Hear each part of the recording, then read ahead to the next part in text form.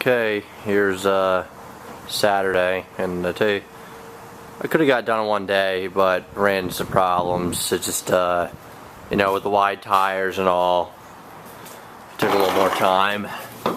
This rear bracket, I've tried to run a line, sometimes needs to be trimmed. I trimmed this side right here because in the frame rail, as you can see, it's close as I can get it. And if I take off too much material, it's bowed, and they have it flat piece, so it doesn't fit in there right. So I ground down this edge quite a bit. You see it's rounded, so it fit up there, and then I ground down the bottom of it, which was like a square, and like that, squared, and I had to ground that so it fit between the frame rail top and bottom.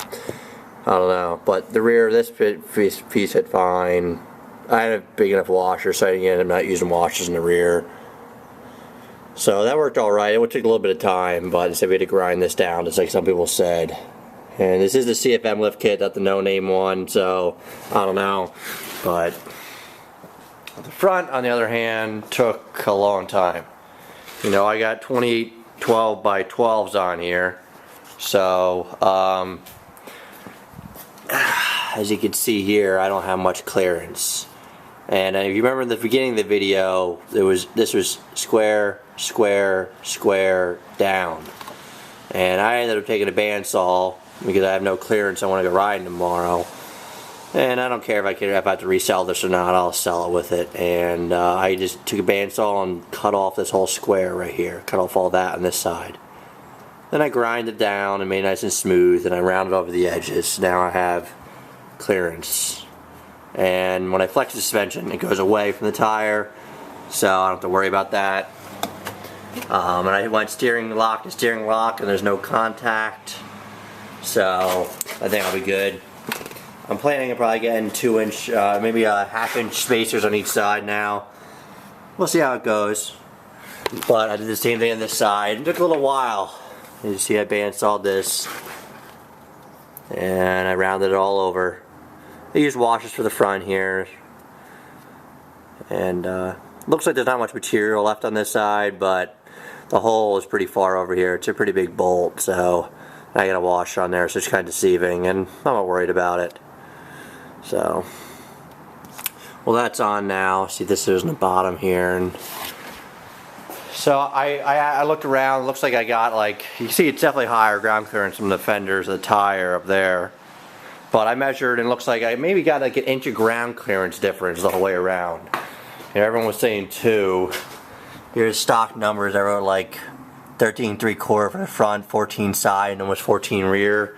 And they're a little under 14, but I mean, now the front looks like it's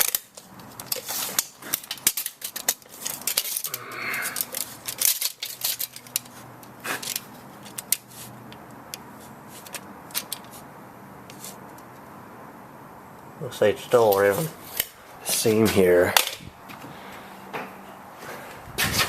One thing I will say I did is I also lessened the preload one all the way to the softest on the shocks.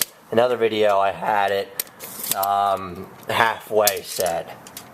So right now I'm pretty much directly at 14. Because I only gleaned a little bit in the front there. I think it's mainly all up in this area.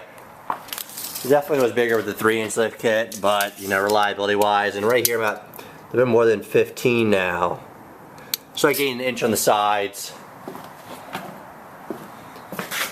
And on the rear, it's like 14.5.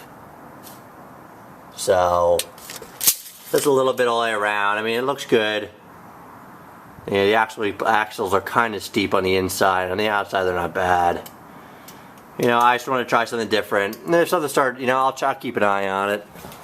But looks pretty good again. So maybe I'm more ground clearance a little bit. But I also ordered some other stuff. eBay and Majestic Man is the name of the guy. They made us sell these frame plugs off eBay. I'm tired of cleaning the Rhino. A lot of people have this problem. They go inside here and here. Just like that. And I got these more oil seals for the rear diff. That's the next project I'm going to do right now. It also came with 25 pop rivets. And then I lost one of my caps for the bumper, and he sells brand new ones for pretty cheap, like $6. So here's the stock one. Kind of beat up. I only had one left. This one fell out. So they're very, very similar.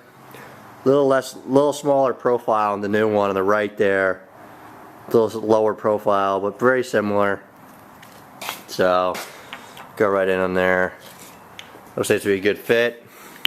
Beside that, you know, it's just I'm gonna start working on the oil seals now. And maybe I'll show a little video in a little bit, but for right now I see got that lift kit installed. I'll let you know how it goes. Alright, see you later guys.